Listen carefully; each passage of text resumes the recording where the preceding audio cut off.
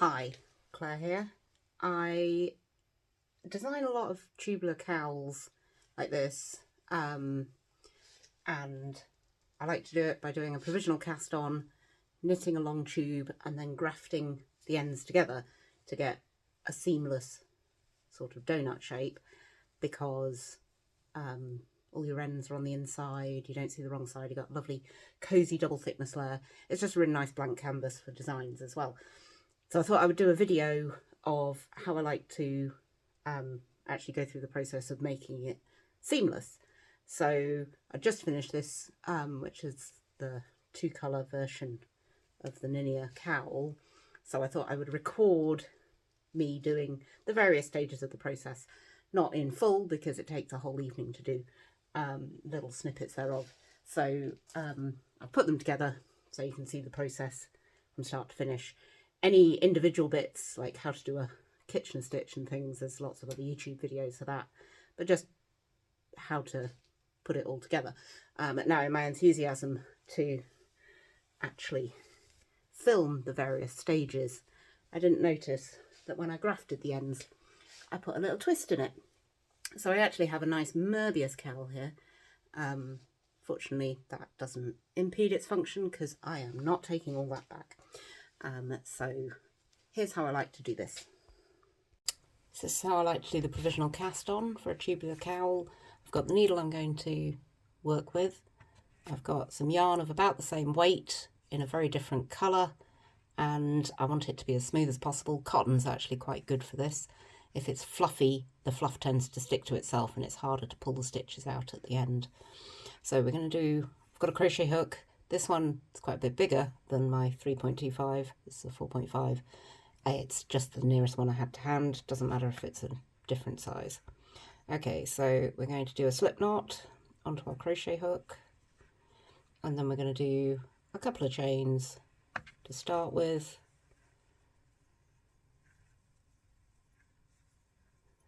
And then we're going to get our needle and we are going to chain over the needle. So the yarn needs to go under the needle and you're going to grab it over the needle.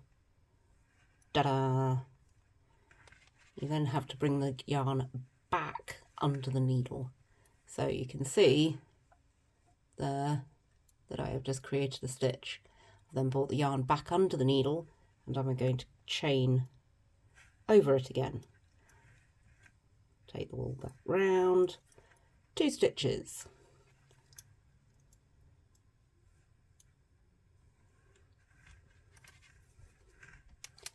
Three stitches.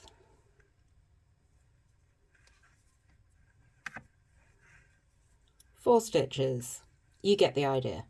So I need to cast on 120 here. I'm not going to make you watch all of that. So once we've got all our stitches on the needle, we're going to do a couple of chains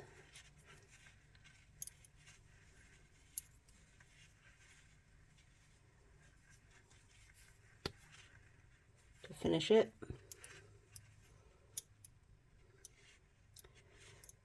And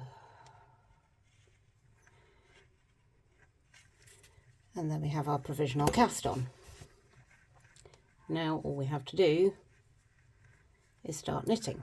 So we get the yarn we're going to do our first row of our cowl with, and we just knit these stitches as if they're ordinary stitches.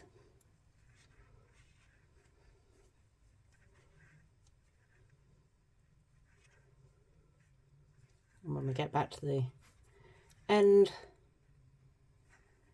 then put a stitch marker in and keep going in the round. If this loose one is bothering you, you can just tie a knot against that to keep it in place until you've done a few rows. Stop it getting loose. So then we get on with the knitting part. So this is a cowl I've just finished knitting. It's the Ninja cowl in 2 colours. So here is my provisional cast on at one end, and then I have my live stitches still on the needle, my 40 centimetre needle on the other end. Now I am going to do the graft in the dark elderberry colour. So the graft works better done on a single colour because it's just a lot easier. You can do grafts with 2 colours, but it's really slow. So I'm going to do the graft with the single colour, which I've still got attached to the needle. So the first job is to unpick the provisional cast on and put the live stitches back onto a needle. So I've got another 40cm 3.25 needle to put it on. It works on a longer needle or a smaller size. Doesn't really have to be exactly the same needle if you haven't got 2 of the same type. So here's the start and finish of our provisional cast on. We started there and finished there, so we are going to undo the last stitch.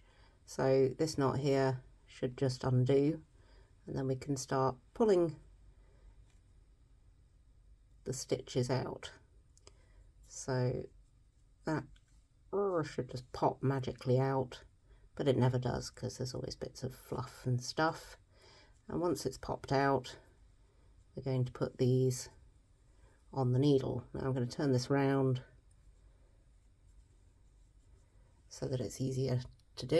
So as each stitch becomes available, you just pop it on the needle and then pull the crochet chain out.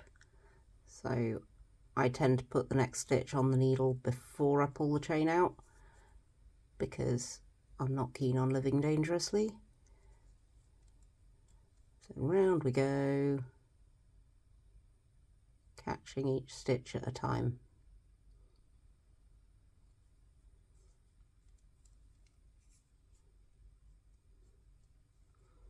So you're going to want to go all the way around, 120 stitches in this case, putting them all onto the needle.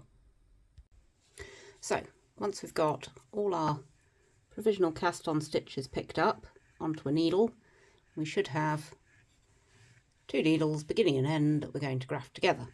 Hopefully you will have the same number of stitches, fingers crossed, but because of the way the provisional cast on is actually the bottom half of the stitch, if you find yourself 1 stitch out, don't worry about it.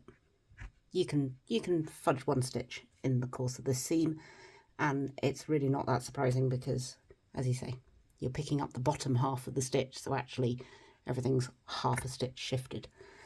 But we will take our yarn we have put on a needle and we're going to start our graft. So obviously hopefully you've grafted a toe on a sock before, something like that. So we're going to do a knit through the bottom stitch. Now the first one might be a little bit ugly. Purl through the top stitch. We can always neaten it up later on. So now knit and off and purl.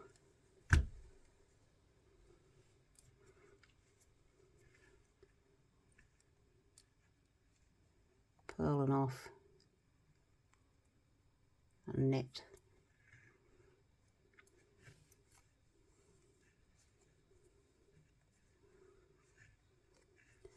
It's awkward when you've got the needles in the way, so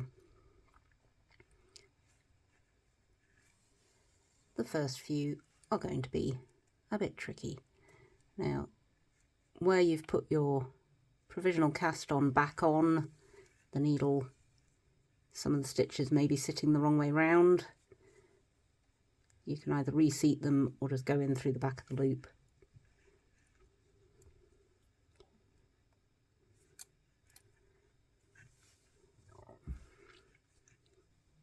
So I like to do a few stitches at a time and then go back and neaten it up. Because this is the beginning, it's going to look really ugly. So the beginning of our graft might look a bit messy. We can neaten that up later. So now that we're free of the needles, I've done a few more stitches, I can show you easier. This more easily. So go in knitwise, the bottom one, the one where the knit stitch is facing you, and off the needle, and then purlwise through the next stitch, but don't take it off the needle. Pull the yarn through, don't worry too much about the tension. At the back we'll go in purlwise and off, knitwise and through. There's lots of other videos showing you how to do kitchen stitch. This is a very long graft. You've got 120 stitches in this particular case, so it's going to take a while. It's going to take quite a lot of yarn, so you will have to join in a new bit of yarn at some point. Usually manage to get round with only 2 joins. I like to do a few, an inch or so, and then tension it. So I'll leave the stitches nice and loose and looking a bit messy, and then come back and tension it afterwards. I just find that that's an easier way of doing it than trying to tension every stitch. But if you leave it too long, you use up loads and loads of yarn. So after about now, I'll go back and we can see here, these are the ones I've already tensioned, these are the ones I haven't. So I'm going to go into each leg and just snug it up until it looks about the right size for a stitch. So I'll go in and do each one, pulling the yarn through until it looks about right, and then we can move on.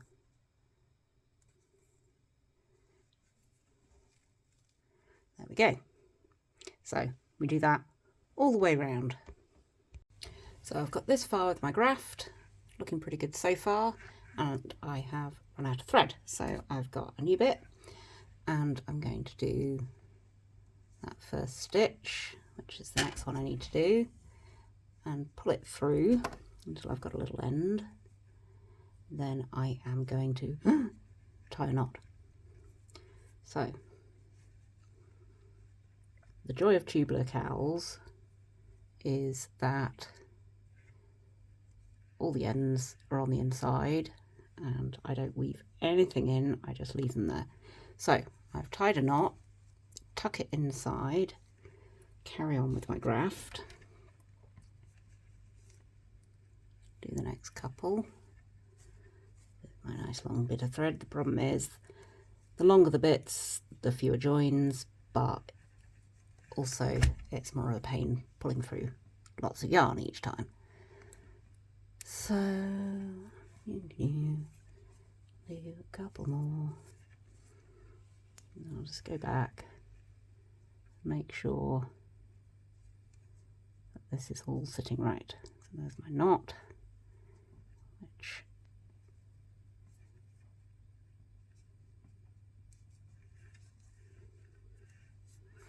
is not going to want to sit still. But if I just tweak it from that side, it'll go away, and we carry on.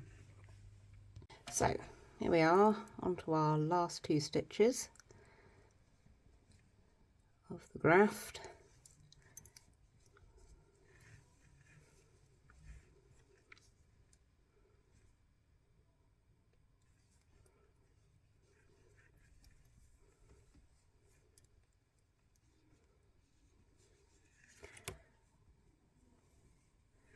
So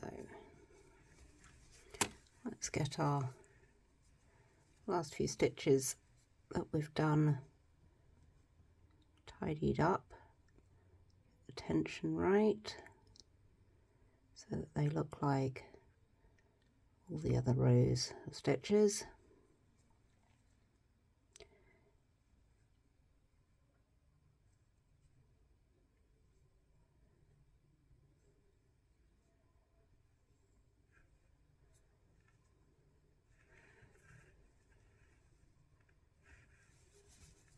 Okay, now I've just got this slightly messy beginning bit where I'm going to tie a knot between the beginning and the end of the stitches. Now some of these stitches are a bit loose, which will hopefully block out.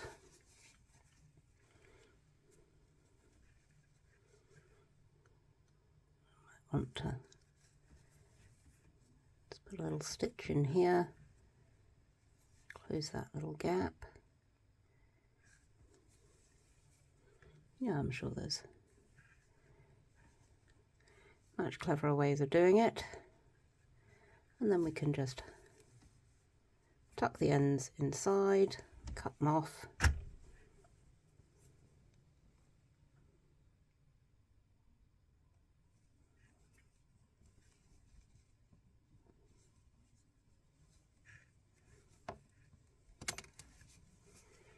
And there we go. Yes, we've got a bit of a lump there, but that is our seam, which is not perfect, but it's pretty darn seamless.